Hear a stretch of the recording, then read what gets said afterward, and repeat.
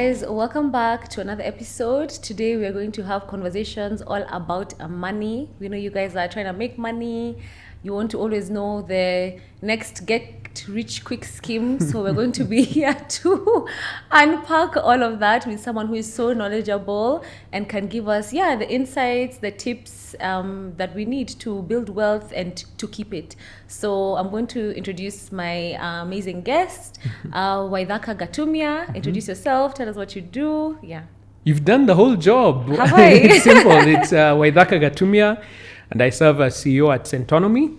Glad to be here. Yeah. Yes. And have those conversations. Yes. So I want us to start with something fun. Yes. Just an icebreaker to sort of lighten the mood. Because money is sometimes such a doom and gloom topic. Is it? Or sensitive. No, but in a money way. is fun. Is it? Okay. What pays for sherehe? Is it not money? Yeah, it's money. Yeah. But now maybe making the money is a hard. No, that's mysterious part. also fun. Okay. If you do, like what you're doing here. Yeah. Like I see the passion in you, and it's doing something. It's generating. So I disagree with you, but let's do the icebreaker. And I like that. And we're going to unpack into how you view money in that sort of way, and it's a good thing to have that sort of perspective. Yeah. So if money were a person, how would you describe your current relationship with it? Best friend, frenemy, strict parent? Partner. Okay. Yeah. Why do you say that? Because without money, it's very difficult to function in our economy, in the world right now. The way the world is set up, money is the way that we are able to transact, to interact, to plan, to invest. And so without it, you can't do all the things that you want to do. So money is a good partner. And it opens doors for the things that you want. Like that. Love that. What's the funniest or craziest thing you've ever spent your money on now that you can look back at and laugh? Many things. Yeah. Funniest or craziest thing that I've spent my money on that I can look back at and laugh. I don't know. Not much. Man, you've put me on the spot there. What have I done that has been crazy with money? Not much. So you've been sensible all your life? Generally, it's been sensible, but not. I've made mistakes. Yeah. So I don't know that I can look back and laugh. Okay. Yeah. Because I bought. We're trying to upgrade our TV in the house, and I was looking for a good deal, and I bought one online, and it ended up being a scam. But you see, this is the thing. I like that you called on the name of the Lord just now, because let me tell you how God saves me. Yeah.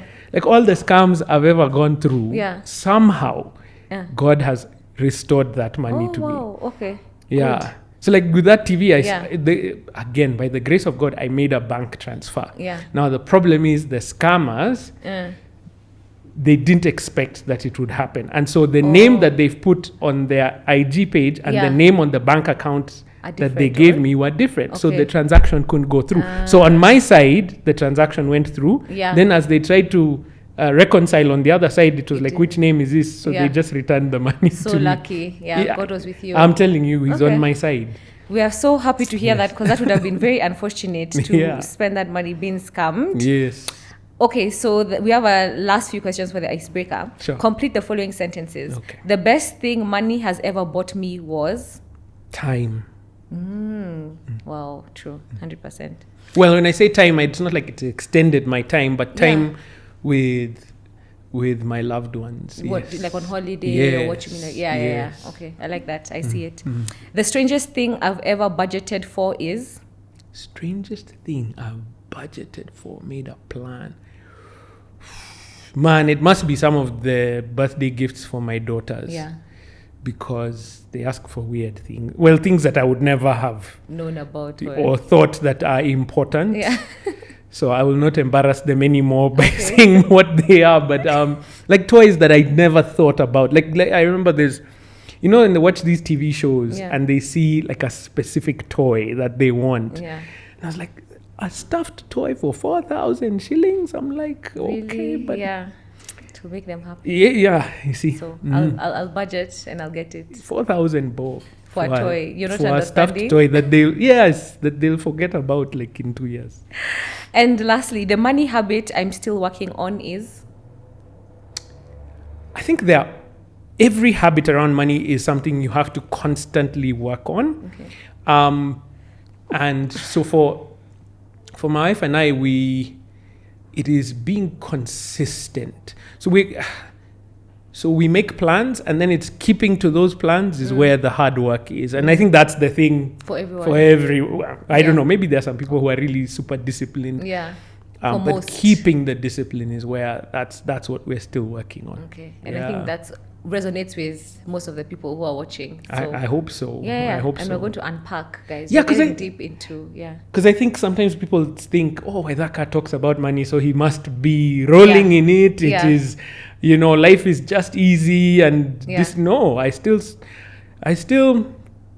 have to work towards the saving culture. I still have to work intentional. Exactly. And I love you've literally segued us into the next segment, because I wanted us to, before we touch onto Centonomy and your expertise, wanted to unpack just a bit, give us a glimpse into your personal money journey from before or even now, just anything that you can share. So before Centonomy, what was your money story? Was there a moment that shifted how you saw money? Marriage. That really. Yep. I don't know how to put it. It made me aware.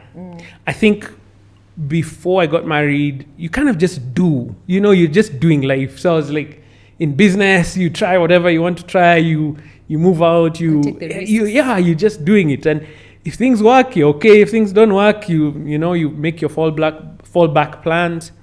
But I think when I got married, first of all, for the first time in my life, we had very serious conversations now about money. So I thank God for I guess I would call them my mentor couple, because we did marriage counseling before we got married.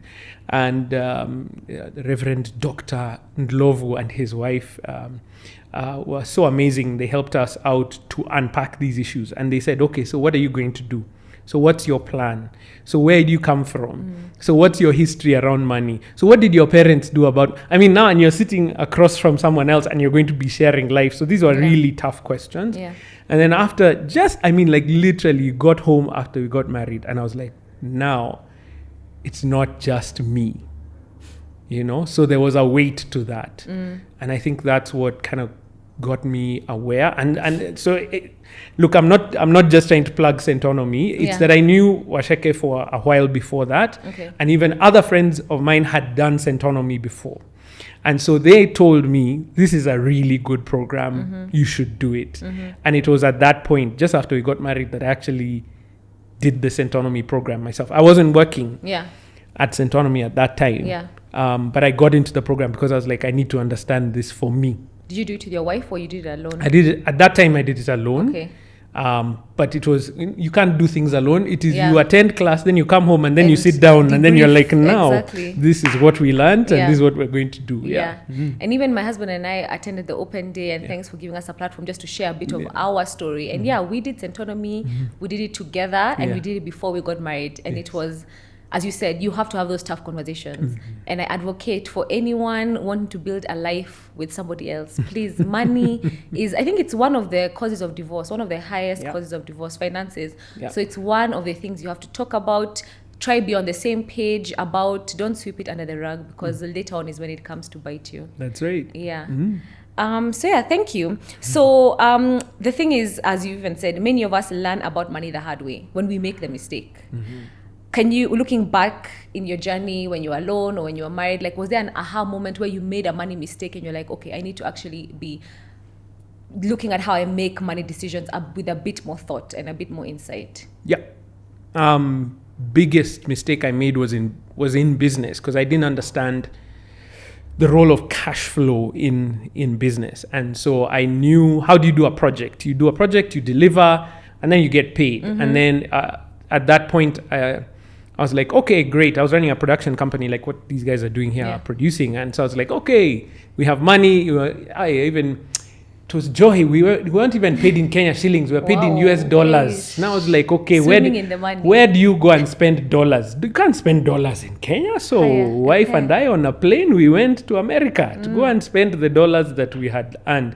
So I was telling myself, we're buying new equipment, it's going to make our business, improve on what we're able to produce. But I didn't understand, first of all, that the customers were not too worried about what equipment I'm using. What they want is the output of that equipment. And so making a pitch to customers to say, okay, because I have a better camera, it costs more. That doesn't work. Okay. So all they wanted was the output. Yeah. And then secondly, the cash that we went and spent on equipment over that period of time could have run the business for like 8 months, you know? And it was like, okay, so now when we got back, now I have the equipment, but you have no cash. So you have to find the next project. And then it's like really hard and you're always kind of chasing the money. And that really shifted. And in fact, that's how I now even got involved at Centonomy, because I was doing some work for them on the production side. And then we started working together with Waithaka on a few projects, and then I joined the company. But I joined because I was like, how does a company work? Yeah. You know, I knew how to do projects, but I didn't think I was doing a good job at running a company, and that's part of why I joined the Centonomy. Now as an employee. Yeah. Through that sort of production route. Yeah. Oh, okay, and we'll get into that later on. And I know one of the things you as Centonomy advocate for is building wealth. Yes. So did you ever fall into the salary is enough mindset? And if yes, what woke you up to the bigger picture of wealth building and wealth creation?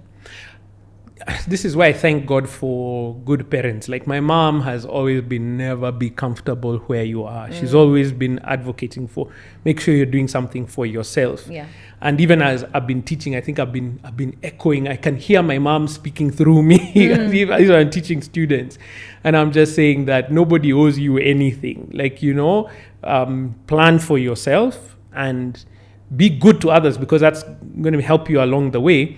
But always have a plan for yourself. Yeah. Always have a plan for what you want to do. So I don't think I ever got comfortable at work. Okay. And then secondly, also, my first boss when I came back to Kenya after university gave me some of the best advice. And he just said, like, he told me, when you're working, this is a small organization. It doesn't matter if it's small or big. Do more than you're expected to do. That's how you grow. So take on more responsibility without being asked to be paid, and the money will come. The Gen Zs are not listening to you.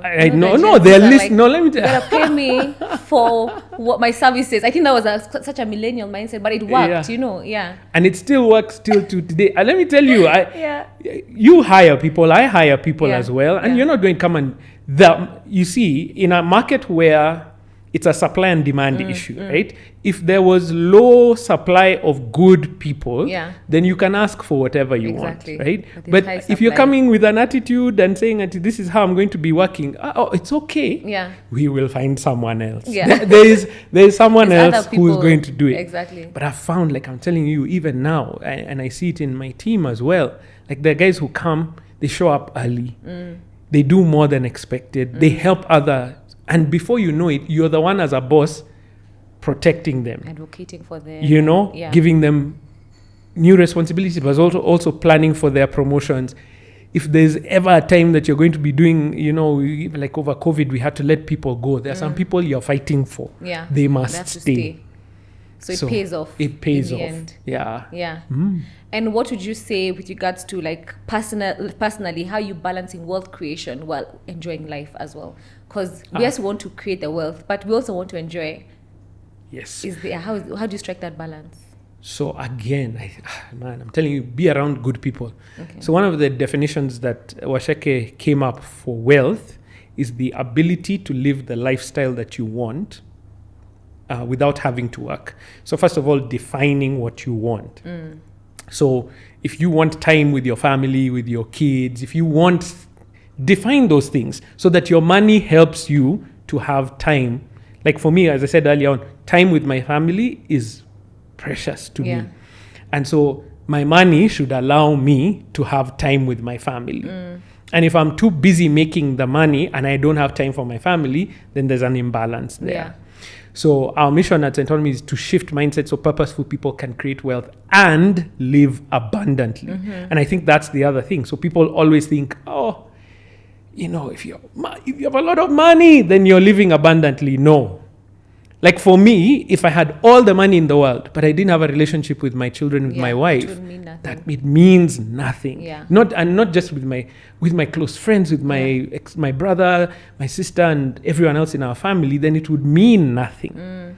So the money that I make should facilitate the abundant life that I want. Yeah. And that's different for everybody. Yes. It's subjective. So I mean, like a couple of years ago, I always give that example of the teacher in Rift Valley. I think he was called Tabichi, who won a global award. And I think that his award was like $1 million for being a great teacher. And he gave it all away. Because for him, the money is not, it was that money should help the children that I am. The community, exactly. the kids and Now, I always tell them, like, if I won $1 million, there's no way I'm giving it. I am not giving it all away. Yeah. I'll give some. I'll give my 10%, I'll give my tithe. I'll give some, but it will not be the full amount. Why? Because I have ambitions, I have things that I want to do in life. And on the building wealth aspect and salary, can you build wealth on a salary? Yes. Or can you only build wealth with a business? 100%, yes. How? Yes, Tell us. Because people will see when you're building wealth and what you're saying, like being able to spend time with your family. Yes. I think it's been engineered to seem like the only way you can build wealth is building your business. You can't really do it through a salary. So, dissect that for us. In fact, I would say majority of the wealthy people in the world are employees. Okay. Yeah. Now, when you talk about super rich, like when you talk about Jeff Bezos, Elon Musk, it's because they own businesses that are extremely unique. I like when they call it a unicorn, there's a reason, because these are things that you really can't find. Those are there are very few super rich people in the world, but there are very many wealthy people out of a salary. What does that mean? What are they doing? What are they doing? It means that they have enough assets that their assets can sustain their life. Yes. So it's not that they have enough to whatever, let's say, buy, those super yachts and, villas in every city in the world. But in their home, they're comfortable. They have what they need. They drive, they travel, their children go to school without struggle. That's wealth. Yeah. So I think it's important, first of all, when you talk about wealth, is that definition. As I said, the definition of wealth is unique to every person. Everyone needs to map that out for exactly. themselves. Say, these are the things that I want. It's true. And also to recognize that the likelihood, like the people who are that, when you talk about super rich, the top 1%ers, the ones who are actually, like billionaires, there are very few. Dollar billionaires, that's what I would say. Very few. They're a handful. But there are many people who are living good, lavish, amazing lives that you would never know. And I like the aspect where you've said, when you're thinking of what wealth means to you, map it out for yourself. Because I remember some years back, I think there was social media conversation where people were sharing what their ideal salary will be. And if I get this salary, I'm comfortable. And it was ranging from anywhere. Someone is saying 100K, I'm good. 30, what do you mean 100? 30, if you're earning 5, I'm good. That is like, 6 times my income. And it really changed people's mindset, because you're saying with your 300, you're suffering, you need to get to 800, but someone is saying 30K, life is great. So I love what you're saying with Centonomy, or how you guys approach that money mindset and helping people to build wealth, is first map out for yourself. What does that mean to you? Then we can go from there. Correct. I love that. And then, especially for us as employees, it is to make sure that the money you're earning now is taking care of your needs today, but also you're investing it in such a way that it will build assets that take care of you in future. Line, That's the key difference. Because you see, if you're building a business, the idea of a business is that it is self-sustaining, and at some point it will continue to sustain even you. I was saying, so it will continue to produce revenue. So for a business owner, your business is the asset. If you're an employee, the other asset classes are what are going to sustain you. So you want to be investing in real estate, in the stock market, in various funds that are available, so that when I don't have to work to sustain my life. That's where the freedom comes in. Yes. And let's talk about MMFs. We talked about it a bit at the open day. As we're thinking MMFs are investing, we're told, I don't know, that's just a savings account. And I'm asking because it's a big conversation. Yes. And many people would think maybe it's a low risk way to get into, saving, investing. Yeah. What are your thoughts on that? So it's a loaded question that you have asked me, because the way you asked it is, you have already set me up. You said it was not. So I didn't mean for it let's to be a loaded define. question. Yes. Definitions are important. Yeah. If you notice, like even in the class, I spend a lot of time saying, what does this mean? Because when you say wealth, somebody, when I say the word wealth, so many definitions will come up. Yeah. So if I don't define it, we can't have a meaningful discussion, right? So again, let's start at the beginning. One of the first principles that you learn if you come into a Centonomy class, I'm giving this for free, is the principle of pay yourself first, okay? Which means when money comes in from your job, from your business, make sure that one of the first people you pay is yourself. So I believe after you said 10%, it means you're a Christian. So it means that you give tithe and offering. So what does that mean? You give the government your tax, you give the church if you're a person of faith. Why that look? Because mambo ni mengi, but it's okay. So anyone who complains about tax, Yeah. I always say, did you vote? Are you involved in the political system? If you're not involved, you cannot have a look. Anyway, let's move on. So pay yourself first. Means any money comes in, you pay the government. If you're a person of faith like us here, you pay your tithe and offering or to whatever your belief is. The next person you pay is yourself. Okay. Okay? How do you do that? Yes. Is by saving and investing. Because that money is yours. Yeah. When I pay my landlord, that money is theirs. True.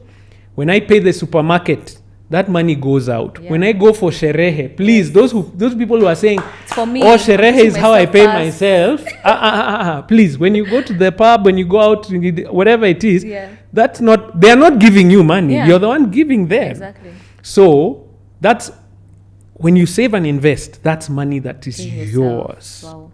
Yeah, Okay? Now, saving, investing, totally, they're not the same thing. Okay. Saving is putting aside money where you can access it in an emergency. Or you can access it quickly. It's low risk. Yeah. So if I put, like, for example, saving, you should save for school fees, for example. Because school fees now, we've just paid school fees for third term. See, first term is coming in January. I should be saving money for school fees. Yeah. Why? Because I put it in a secure investment, like a savings account, like a money market fund, like my SACCO. Why? Because I know if I put it there, in Jan, when I need the money to pay school fees, it is there. Yeah. Okay? Yeah. That's saving. Yeah. So you notice where I put money market fund is in that saving side. Okay. And investing is where you're looking for a high return. And by the grace of God, you should be looking for a return that is higher than inflation. Okay. Why? Because if I put my money, let me explain. If I put my money in my savings account, it's earning me 6%, 6.3% now. Inflation in this country has been hovering between 6 and 8%, which means if bread is getting more expensive by 8%, but my money in my savings account is growing by 6, what does that mean? The value of that money is being lost over time. Now, I need it in savings so I can get it if I need it quickly. Yeah. Right?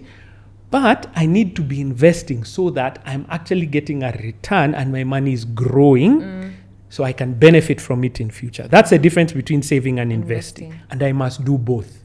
Yeah, concurrently. That's another mistake people are saying, I am saving. Now my life is saving. No, but you're missing on the time for your money to grow in that investment. Yeah. Now, the thing about investments is that they tend to be higher risk. Yes, yeah.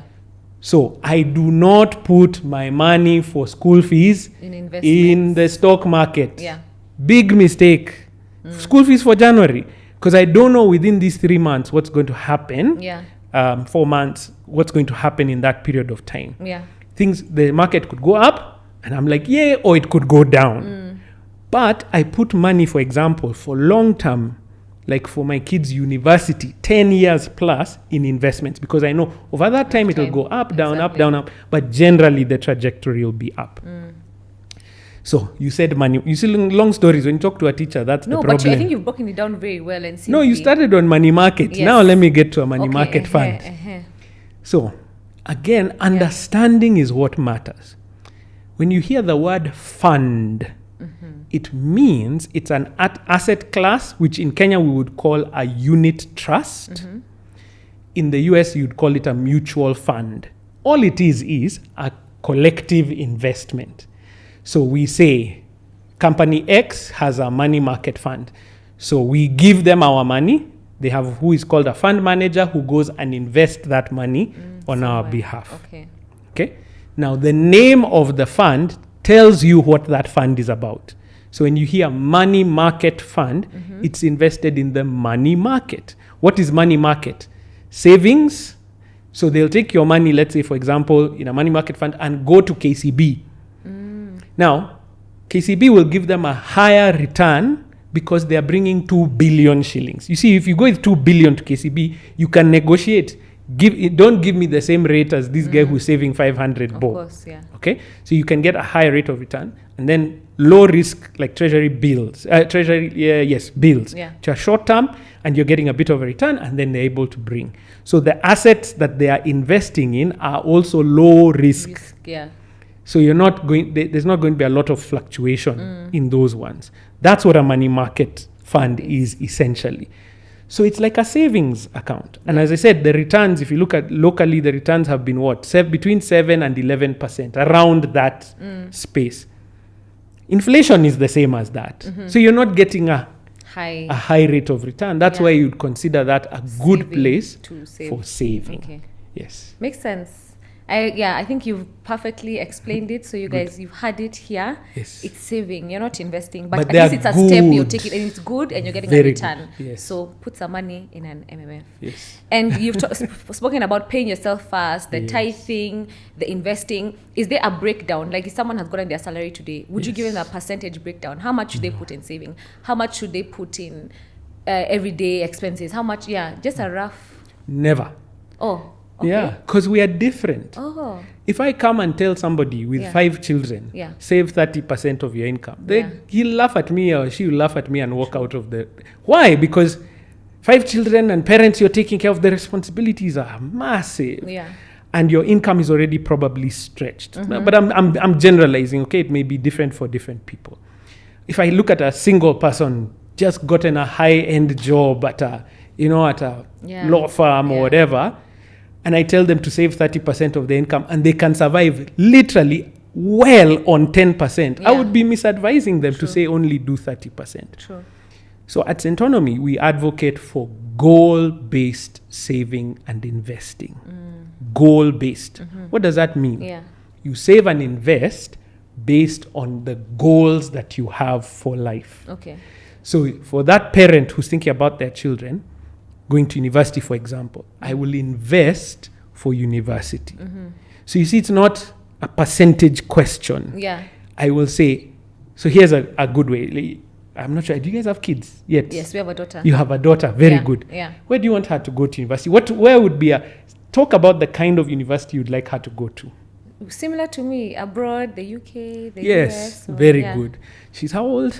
Right now, she's 1 year, 4 months. So you're planning for any, like if you talk about like high-end universities, your Oxfords, Cambridges, your Ivy League schools in the US, you're talking about somewhere between 30 and 40 million shillings when she goes. Yeah.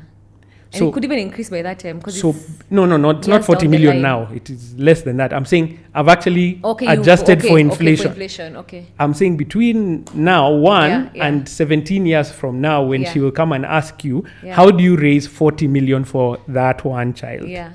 Yes. Yeah.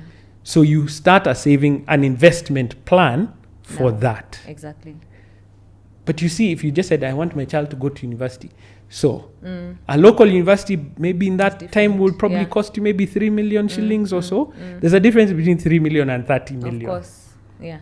You get a huge one. And so which one do you want? Yeah. So you make a plan based on that. Goal-based. And then you're saying, so if you realize, this child to go to university is 40 million. even if I invest all that I'm earning right now, I can't get there. So part of your investment strategy is, how do I earn more money today? Yeah. So because I've set a bigger goal than what I have to grow into that goal. Yes. So I'm telling you, there is no magical investment out there in the world that is going to take you from saving 500 bob to 40 million. Even Bitcoin. Again, there is no magical those things are called gambling. That is called gambling, which I do not advocate for, because you will put money, only a few people benefit from it. So when you set the goal, you grow into it. And that's what I think is more powerful. Rather than telling people 30, 40 to whatever percent, it means nothing. If I'm earning minimum wage and my dream is that my children will go to a great university, and I tell you to save 30% of your income, I'm cheating you. Exactly. It doesn't compute. Yeah. It's to set the goal and then say, okay, what do I have to do now to get there?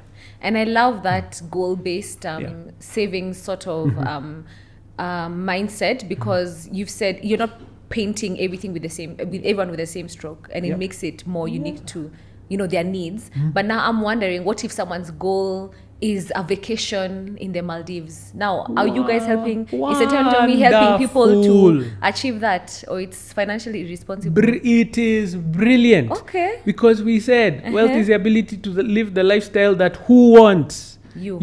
Yeah, true. We say it. Wealth is the ability to live the lifestyle that you want. Yeah. So if the lifestyle is that you want to go for a holiday in the Maldives, let's make a plan. Okay, I like that. Let's make a plan. Yeah.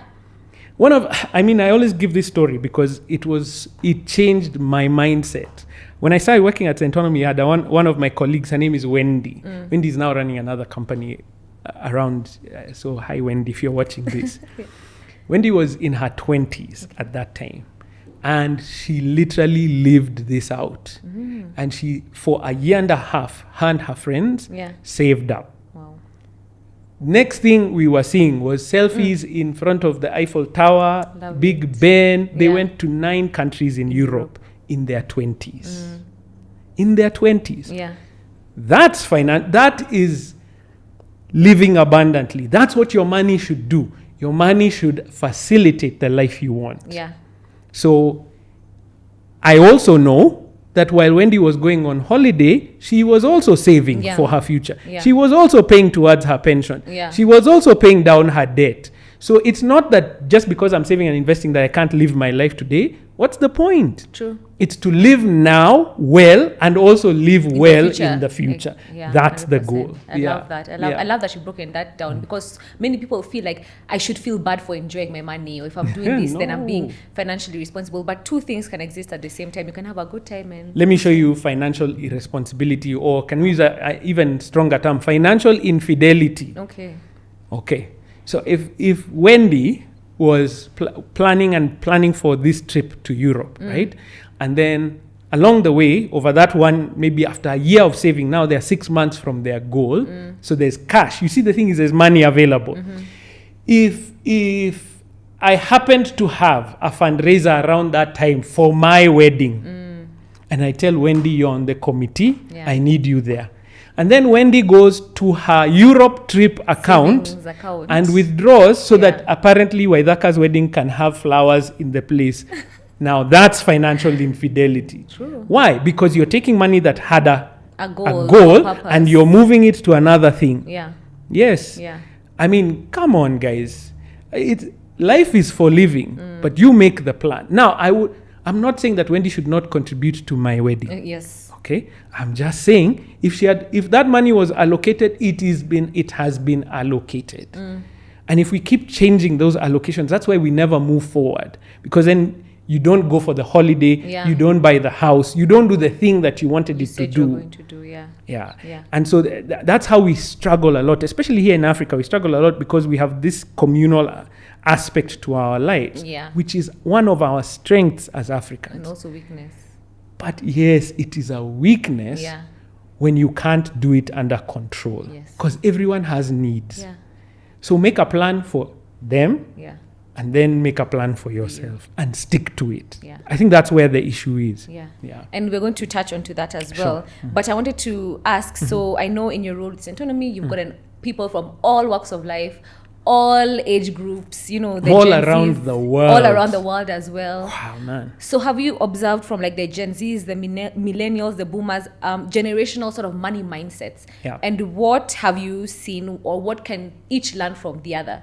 Because I think they are very vast and they are very different. Yeah. Like let me say the millennials or the boomers thought you save, you deny yourself. That's where that mindset came from, maybe from the boomers or the millennials. But the Gen Z are like, let me have fun today. I'll suffer next year or next week eating air for dinner.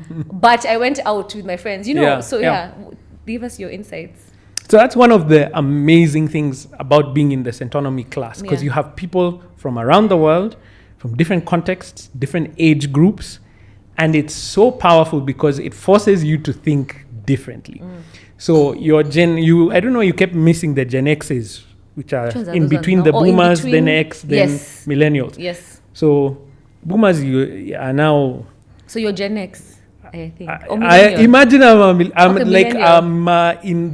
I'm right at the beginning of millennial, 1981. Oh, wow. And I'm the end. I'm in the ending. So I'm a Gen X, essentially, because all my friends, my community are all Gen X. Okay. But I am officially, apparently, a millennial. Yeah. Anyway, the type of financial decision-making Gen X boomers, as you were talking about, was very frugal. Yeah. Like save. And there was a lot of culturally that you can save and prepare for a rainy day. That was the thought process. Delayed gratification. Okay. That was it was a cultural affair. Okay. And that kind of, because they were the parents of the millennials coming into that same space, then you find millennials have a bit of that, but they also have a bit of sherehe mindset, save and sherehe mindset. Fighting. And then obviously when we talk about Gen Zs now, it's kind of like we live now. Life is today. What is 10 years? We don't know what 10 years from now. Next week. Not even 10 years, next week. And we are we are generalizing. I hope it's important that because not everyone is the same, like that, right? You know, Wendy, for example. Yes. Yeah. So, what does that mean? It means that when you're in the class, you're finding like the Gen X and the boomers are being challenged by the Gen Zs and being told, you live now. If you don't go on that holiday, when will you ever go on that holiday? If you don't upgrade your car, when will you ever do that thing? But it's also the message the other way around. If you only go on holiday, if you only spend on that phone now, when will you build a house that gives you that sense of stability in your life? Which are valid questions. Both have valid questions. Exactly. Yeah. So in our class, we've always focused on trying to be as balanced as possible. Yeah. So when you talk about pay yourself and you said save and invest, saving is taking care of present needs. Yeah. Investing is taking care of the future. So I save so that, listen, this month there's a new iPhone coming out. See, we're in September. I believe that's September. There's a new iPhone. It's not a mistake. It's not something that you cannot. Believe me, next year there'll be. See, this year is I think 17. iPhone 17 is coming out. Yeah. Next year, guess 18. What? There'll be 18. Imagine. And if you really want to do it, so you just plan. Yeah. If I saved up between now and September 2026, and then I have my iPhone from this year, I'll trade it in and have my new iPhone. But what tends to happen is, guys are like, it's a surprise. Like Christmas is a surprise to many people. And you know it's coming. It's a surprise. It comes, so what do? You borrow. Then you're in debt because you want to live now and you just didn't plan. It's not that you don't have the resources to do it. It's just that you didn't plan. Yeah. I love that. And then, opposite to that, all those who are just savers, when will you leave? Yeah. So part of the plan is when to spend the money. Yeah. So it's to actually say, I want that new phone. It's a good thing. Plan. Yeah. Then when it comes out, guess what? Buy it. Yeah. And enjoy. Yeah. I love that. You've broken it down so well, and loving that even in Centonomy classes, because there's this 2 generations together or 4 of them together, they're having those meaningful conversations and learning from one another. Guys really hate, especially the Gen Xers and boomers. Yeah. They dislike the Gen Zs. You know why? Nathan, you why? Yeah. Because they keep saying, this is the statement in every class. Yeah. if I knew what I know now when I was your age. Yeah. That's usually why they're just like, if I only, I would be so far. Yeah. So my encouragement to everyone is, all you have is now. You can't look backwards. Exactly. So what you have is now. So take action now. Yeah. And I wanted us to get into a bit of some practical tools and advice for people watching. Sure. So I'll ask you some questions and then you can respond. For someone who is watching, living paycheck to paycheck, what's the first step to break that cycle and start building wealth beyond their salary? So I like to use the analogy of the gym. Do you know losing weight is so simple? Yeah. It's the simplest thing. Eat right and exercise and it's sleep. Actually just being a caloric deficit. Eat right, exercise and sleep. Yeah. Do I need a PhD to do that? I don't need. Same thing with wealth creation. If you don't know, if you can't manage your money, if you're not investing for the future and you're not protecting your money, those are the three fundamentals. So it is very simple. If you're living paycheck to paycheck, number one, the likelihood is you don't know where your money is going. And it doesn't matter your income level. Because people think that spending on frivolous things is because, you are a high income earner. Please let me disabuse you of that notion. Yeah. One of the biggest industries that has come up recently, well, it's not even recently anymore. Think about Skizatunes. Skizatunes, big industry, making money from who? People, us. Yes. Yeah, low income earners. So, when we did some work with my house help, and this was so funny because we pay her well, okay, but it's not a massive income. Yeah. Like we try and pay her more than what the minimum wage is, but it's not like it's a high income. So we discovered she had 5 Skizatunes on her phone. Wow. Okay. What does that translate to? Now, please understand, Skizatunes are a good industry. It is helping artists and others who are creators actually earn from their from their craft. Yeah. And that's brilliant. But like any good thing, you can misuse it. So like for her, she has 5. She didn't even know. That means that she was paying, if it's 150, that's what times 5 is what? Just like 7 per. It's per day. 1 shilling and 50 cents is. Oh, 1 shilling and 50 cents. 1 shilling and 50 cents. Oh, no. Sorry. Yes, it's 1 shilling and 50 cents per day per tune. And you have 5. That's it. And you have 5. So that's like 7, somewhere between 7 and 10 per shillings. Day. My maths is off there. But let's say it's 10 bob a day if you have that number. 10 bob a day. That's 70 shillings a week. For somebody whose income is not that high, you can imagine. So I'm not against the Skizatunes. I'm like, why do you have 5? Exactly. When you get the new one that you like, change it. Yeah, put it on, enjoy. Exactly. Yeah. Then my house help, she's got a big heart. She's a lovely lady. She also got into the habit of buying stuff for my children. And I'm like, that's a kind thing to do, but under control. Like, don't, every week you are bringing something for the kids. They are my kids. I know, I really appreciate it, but did you know what that's doing for your family and for the kids? Then there's me. When we did this the first time and we found out with my wife, and I share this story because it's the one I'm allowed to share. Okay. That we were spending more on takeout food than our rent. Yeah. Wow. Yeah. Wow. But it's because it's small amounts that if you add up, then you begin to see, because it's that 200 bob, 250 lunch that you'll buy. That doesn't sound like extravagance. Like if you're earning a good income, you're buying lunch for 250, so you're being frugal. You're not going to Java and spending 1,000. You're at the office 250. Good, but it's 2 of us, so that's 500. Yeah. 5 days a week, that's 2,500 shillings. Then on Saturday you go out, and spend. Now you go to the restaurant that you like and you spend 3K. Sunday after church, you spend another 3K, something like that. Now, when we add it, that's 8,500 in a week on average. That's 34,000 shillings in a month. Our rent was 28. Yeah. Now, that math doesn't work. How are you spending more on takeout food than rent? Than rent? Yeah. So, what do you think is the solution to that? is people will think, I should just cook and everything. So, no, remember, it's the lifestyle that who wants you. Yeah. So a friend of ours just happened to mention it when we were out eating, that she has a chef who comes and cooks for her at home. Mm-hmm. We hired the same guy. Yeah.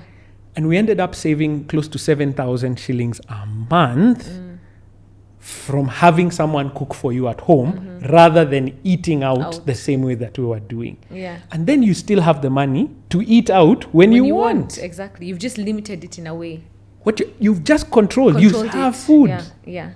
And you see that office lunch, now that you're having it cooked, it's even better the one that you carry. Yeah. So it was just about saying, where is the value? Is the value in eating the one that is there, or is it that you have food to eat? That's it. So like for this person living paycheck to paycheck, maybe the first thing they can do is start tracking their money and their expenses, seeing where it's going. Then from then you can be, at least you're coming from a conscious standpoint and make the changes that need to happen. If you don't know where your money is going, you can't make decisions. Exactly. So you see, I've talked about a 1 shilling and 50 cents problem. Yeah. I've talked about a 250 shillings problem. Yeah. Can I talk about an 80,000 shillings a month problem? Tell us. This is an engineer who came for the class.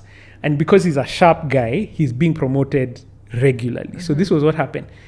Started work with all his friends. So they'd have a beer together at the local joint. Okay, where a beer was that time, 250 or 200 bob, like that. So a while back. So he's a excellent employee. He's like one of those sharp guys. So he gets promoted faster than the rest of his friends. Yeah. So he starts now meeting with new people now in Westlands where a beer is 400, 500 bob. Okay, good. He gets promoted again. Now he's earning significant cash. Yeah. Part of his perks is he has a club membership at one of the clubs in Nairobi. Yeah. Now, because he's the guy who is the member, so people come to the club on whose tab? Yes. Yeah. Guy discovered after being in the class that he was spending over 80,000 shillings a month on alcohol alone. Lord have mercy. He was investing and saving less than 50K. But he was spending over 80,000 shillings on alcohol, and he's not an alcoholic. Yeah. This to know, yeah. This is supporting other people's lifestyles. Yeah, that's crazy. That's crazy. No, I'm not saying don't be generous. Yeah. But your generosity should not be eating your future as well. Yeah. Be generous. And in fact, I found that speaking to a lot of wealthy people, they are very generous. But they're not frivolous. Like they don't give randomly. So if you go to a wealthy person and ask them for 1,000 bob, they're more likely to say no. But if they go and find they can build a whole school, they'll do it. They'll build it. Millions of shillings to a school. But if you ask them for 1,000 bob, they're not going to give you. Because they have a plan for their money. Yeah. Including being generous. Yeah. And even before I go to the next question, I like how you, as you're speaking, it shows that Centonomy is literally for everyone. Yeah. For the engineer who is able to, casually not notice where 80,000 shillings is going, because someone else could faint about that. Yeah. And for the student or the person who really has, low income, but still just wants to know how can I do better with this that I have. Yeah. So I love that it touches across all touch points of society. Then we even challenge you for that student. How do you increase your income? Yeah. How do you become more valuable so that you're not just managing what you have? But sorry, go ahead. So the next one is the biggest mistake most people make with money is? I don't want to sound like a broken record. But most people just don't know where their money is going. That's the mistake. Yeah. So you're just not being purposeful with where your cash is going. Like when you do a lifestyle audit, like this is the one. Let me speak to all the mothers who carry weight of the family and the community. And you're part of chamas and you're part of the women's guild and you are, those kind of the mothers. So because you're in all these different social groups, there's an expectation in each one of them. There's a wedding, there's a funeral, there's a school fees, there's a whatever. And so what happens is you're being generous. So 1,000 bob there, 1,000 bob here, 500 here, 200 there. But you don't know. You just don't know. Yeah. And so that's the one that usually catches people by mistake. They're like, what? I have never added up how much I give for my community and my family. And now that I do, I'm like, wow, what is this? Yeah. Now, I'm not saying don't support the community and the family, but don't do it out of, like, there's that social pressure. Yeah, that you're given. Yes, give because you want to give. Yeah. Not because you're being forced. Because you don't know what other people's perspective is. Let me give a quick example. You know how you're in a WhatsApp group and then fundraisers are being done. Yeah. And then if you're like Waithaka always waits to see what are the first few people, the amounts that the first people are giving. Then you try and match. Exactly. I've caught myself doing that so many times. Yeah. And I have to say, no, that's not how to do it. Yeah. It is you to decide how much you're going to give. Exactly. So you guys, so what happens if you're in the wrong group? Yeah. That's what I'm saying. And the People group are giving starts 15K. with yes. So now you start saying, I can't give my 500 bob. No, give your 500. It's Exactly. giving. You're being generous. Yeah. And in the group where people are giving 500, but the cause and your heart is to give 15, then give 15. Yeah. Because it's not about what other people do. Yeah. It's about you. Yeah. So, yeah. I love that. A few more questions before we wrap up. Sure. So, like for me, I'm a parent. Yes. How do I begin teaching my child that money isn't just for spending, but also for building wealth? Having that sort of meaningful, intentional money mindset. Because I've been seeing a lot on social media. Some say, okay, you pay them for chores they do around the house. But other parents say, Africans, I'm paying you to wash dishes or to clean your room. You're supposed to be doing that. So there's so many talks about how do you teach your kids the value of money. What would you say? What is Centonomy's standpoint, or what's your standpoint as Waithaka? I think being intentional is what matters. I love that somebody's asking that question, because it means they're thinking about it. And so they have so even if it's the method of you're paying for chores or, or teaching them, it means that you're being intentional. So that's a good thing, first of all. Yeah. Now, what I've learned and what we've learned over time, because we even working with youth, we've worked with different groups, we've worked with teenagers, we work with campus students as well. Children do what you do, not what you say. True. So the best way to teach your children is by showing them.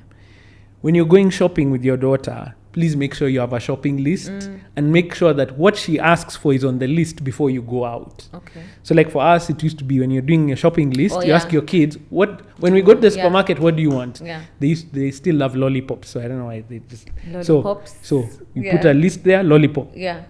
So when you go to the supermarket, what are they looking for? Lollipops. So when they see chocolates, they see other things, you're like, no, what was on the list? I love that. So now they learn, if you plan, you stick to the plan. And you as a parent, you have to echo that. Because I remember shopping with my mom, we'd have the list, we've come home with 10,000 things that were not on the list. So you have to be the example. Please, as much as you possibly can. Yeah. And then get your children involved. In your investments, take them. That piece of land you bought, go. Show them. We have spent 2 years raising the deposit for this piece of land. 2 years we've been saving. Look at it. What are we going to do here? What can we do? If you have a business, get your children involved. Because when you talk about generational wealth, I love the Asian community in Kenya, because like the butchery, I always give this story. I was just amazed. The butchery near my place, I was buying nyama, and the guy who took my money was a 7-year-old. Yeah. So he took the money, typed it in the thing, put the cash in, got me my change. He's in the business at 7 years old. Yep. What do you think that'll do for him about understanding business by the time he's 18? Then he goes to university, then studies and comes back into that business. Yeah. That's how you see generational wealth. So do your children bring your daughter here to see that you're not just doing, she'll see mom is working. That's true. She had to go do whatever she's doing. She's thinking, she's planning, she's preparing. She has a whole team she's working with. Then it's not just an arbitrary thing. Yeah. Because I think for many of us when we were growing up, business dad and mom, just stay home. They go. Exactly. And you might see them at night, you might not. And then... And I don't know where that came from us, because similar to your story, I went to Zanzibar, I think it was 2 years ago, and we took the ferry. Yeah. So from Dar es Salaam to Zanzibar. And it's this, the ferry company, I can't remember what it was called, but it's owned by an Asian family. So on Saturday morning, I get there, like at the ticketing when you're boarding the ferry is a young 7-8-year-old boy with no one else. So me was asking my friend like, who? She's like, give him your ticket. She's like, yeah, we know him. On the weekends from when school is off on Friday until Sunday, he works. He this is his dad's company, but he works here and he's the ticketing guy. And I was like, wow, I was so impressed. Meanwhile, us, you'd have told your kids, okay, go to whose house for a sleepover. It's the weekend. Then you go to school on Monday. I'm like, no, guys, you have to get your kids involved in what you're doing very, very early on. And these guys seem to have it. So we can learn from them. The guy who sold me my car, it was the 17-year-old guy. Yeah. On the weekend, that's it. He had his nephew there who's learning the business. Exactly. I love that. And as we wrap up, you've shared about Centonomy. People who are listening have, of course, gotten a few insights, but maybe you can share with them some maybe success stories you've seen. Someone who came into Centonomy, they were really struggling or they didn't have that financial knowledge, and you've seen them and you're proud of what they're achieving. You don't, of course, have to name them, but just give us some success stories and reviews so people join. Look, I've been doing this now for 10 years, so the stories are just so many. My best advice, check out our Centonomy YouTube channel. We've got lots of testimonials there from people who've been through the program and what it has done for their lives. I think that's the easiest way, because you hear now from people directly. It's not me trying to recount what they're saying, but there are a couple of guys who've been through there, and I think his stories, I forget his name. There was a gentleman who had come in, he was overwhelmed by debt. Like he had borrowed from everyone, including his wife. He was trying to skive from his wife because she borrowed from her chama for him to go and do. And he was now like, she was like, I need to pay back the chama. So that's the kind of pressure he was under. And coming to the class, allowing him to, first of all, organize his cash to see where money is coming from, where it's going, allowed him to start paying off those debts. In the debt class, we talk about how to pay off down the snowball method of paying down your debt. So that he said it's about organizing it and saying, so who can wait before I deal, and then deal with the debts that come through, especially the ones that take the shortest time as possible. And that he came to quite a few interviews with me, a couple of different places, and he just said, like, that got me out of a debt hole that I never thought I could. And so many others have done that. And so if you want to hear really good testimonials, just go to the YouTube channel for Centonomy, and you'll see lots and lots of people who've been through the program. I have as well, and it's just kind of that thought process that when I did Centonomy 101 myself, before I was an employee, I actually went through the program. I was, trying to figure out how to get back on my feet. I was a tenant without anything, and now down the road, I'm running the company. My landlord now, and congratulations. And truly by the grace of God that is allowing us to do more and more things. Exactly. So that's the kind of transformation that you want to have, and even the transformation of saying, I have a goal. Wendy, I've gone on holiday. Those kind of things. They make a big difference. 2 wrapping up questions. Sure. The one thing I wish people knew about Centonomy is. I think now we've kind of broken through. At the beginning, people used to say, is Centonomy a cult? What is it that you... No, we are a financial literacy company, but we also focus a lot of our energy on mindset, because we realize the mathematics is easy. It's that how can you stay disciplined? How can you set goals? How can you push yourself harder to achieve the goals that you have? So our founder, Washekend, was... She got it, and she understood that money it's not understanding 1 + 1. It's why, the why and motivation behind what you're going to do. So as Centonomy, we help you to learn the how money works, budgeting, planning, investments, and all are taught by industry experts. But we also challenge you. How do you become better as a human being? How do you set goals for yourself? How do you grow? Because that's the side that motivates you. If you can't deal with fear, because many people with investment, it's fear. I put my money somewhere and I burnt my fingers. Land doesn't work. Money, there's always a story. So if you can't overcome the fear, even if you know the maths, you'll never do the work. So I think that's Centonomy is holistic in the wealth creation journey. That's what I wish people knew. And I know it's both you have a program for individuals and also one for entrepreneurs, right? Correct. Yeah. So we have Centonomy 101, which is about personal financial management, and the Centonomy Entrepreneur, which is helping business owners grow legacy businesses. Because for many of us in Africa, we are growing. It is called subsistence businesses. This business only takes care of you and your family. And when you die, it's gone. And that's it. Yeah. Whereas around the world where economic growth happens is where you're running profitable businesses. And that's what we're trying to teach in the entrepreneurship program. Yeah. Wow, lovely. Yes. And as we close off, if you could leave our listeners with one truth about money that could change their life, what would it be? Money is a tool. Yeah. Money is not the goal. So That's so deep. Let's repeat it. Money is a tool. Yes. Money is not the goal. Yeah. So money should do for you what you want it to do.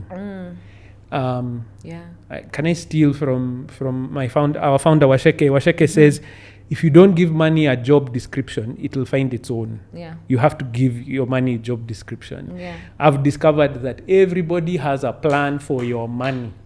Everyone. They want your money and they'll plan for it. So you'd better have a plan for yourself. Wow. I mean, we've left on such a great and even deep note. Thank you so much, Waithaka. This was such an engaging conversation. I'm sure you guys have engaged. There have been so many tips. I hope you've been writing. And also, we'll leave in the description the link to Centonomy's website and their social media pages so that you can get to know a bit about this program. I've done it myself. It was life-changing, so transformational. So definitely check it out. And thank you so much, Waithaka. You've really debunked a lot of things that around money, salaries, just a wealth of knowledge. So I appreciate it. My pleasure. My pleasure. Thank you guys. We'll see you next time. Bye.